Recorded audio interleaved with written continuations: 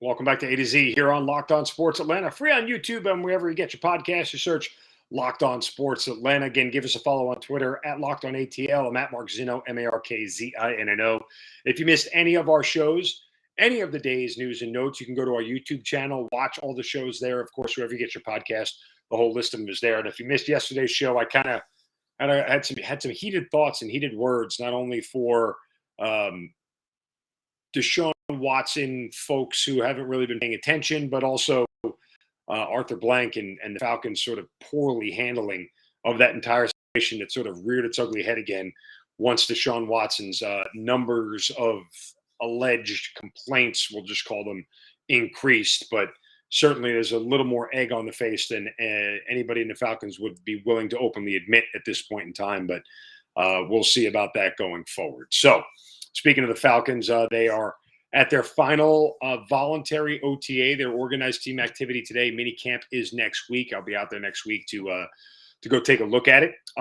And what is interesting is, as I've said, how much we're going to watch the development of Desmond Ridder and how much we're going to see how much they want to try and put him in a position to actually win.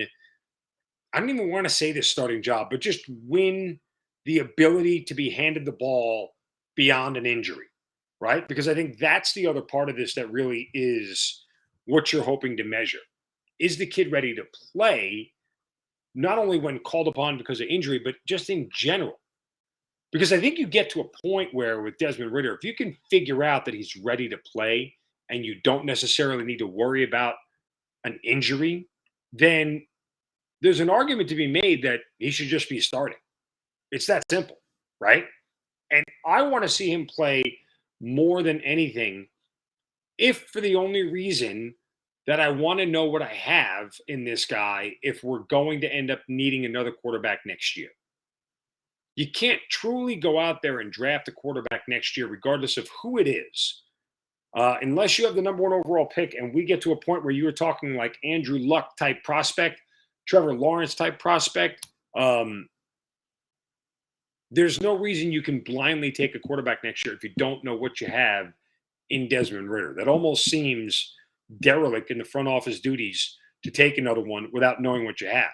You can go back to the Arizona Cardinals. Again, a couple of things that had happened there. After they had drafted Josh Rosen, I think he came in and played week 4, week 5. They knew by week 10 he couldn't play. They changed coaches and changed coaching staffs. And then lastly, they had the number one overall pick.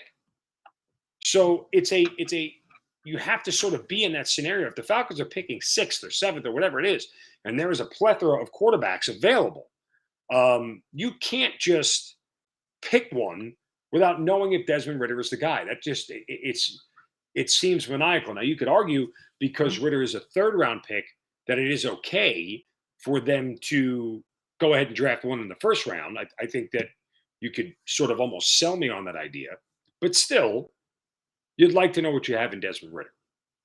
And I'm excited to see him when there is semi-live action going on. I'm excited to see him be under center and see what happens when real defenses are coming at him. You know, I think, to me, I'm curious to see how much he can progress and understand what goes on. And when you guys go out there, if you're watching OTAs, or when you get to training camp, you know, what you really got to look for is how quickly he gets rid of the football and does he know where to go with it.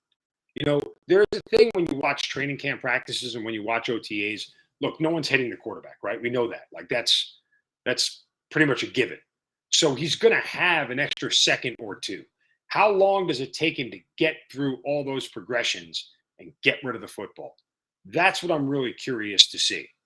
You know, if the first read isn't there, can he quickly find the second guy and deliver a ball into a tight space for a completion?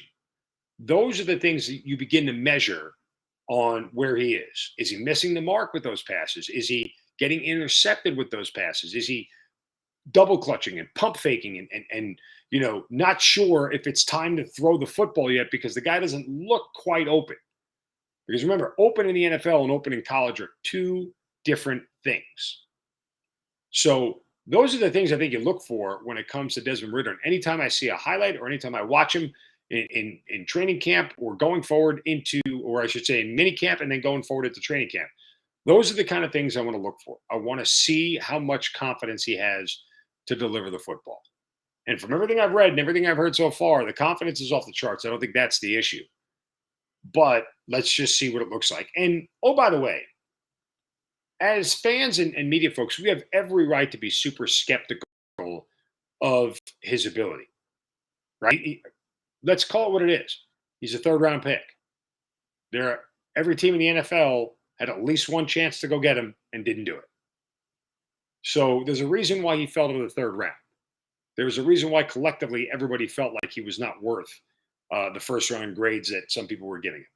And so it's okay and it's understandable to be skeptical and go, okay, well, it's just practice. Okay, let me see him when real bullets are flying. Okay, now let me see him when it's an actual game, right? Like it's okay to have those sort of hesitations about him and force him to prove it. I think Desmond Ridder understands that. I think he understands that that's the level of skepticism that's going to be around him. He talked about playing with a chip on his shoulder. Well, that's the chip. That's why it's there.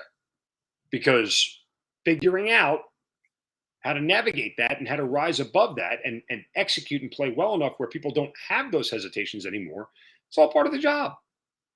It just is. You can't get around it. You want to be a quarterback in the NFL? Those questions are going to come. If you want to be, and those questions, by the way, they come for first round picks too as well. They don't just come for third round picks. There are a lot of first round picks that people are skeptical of.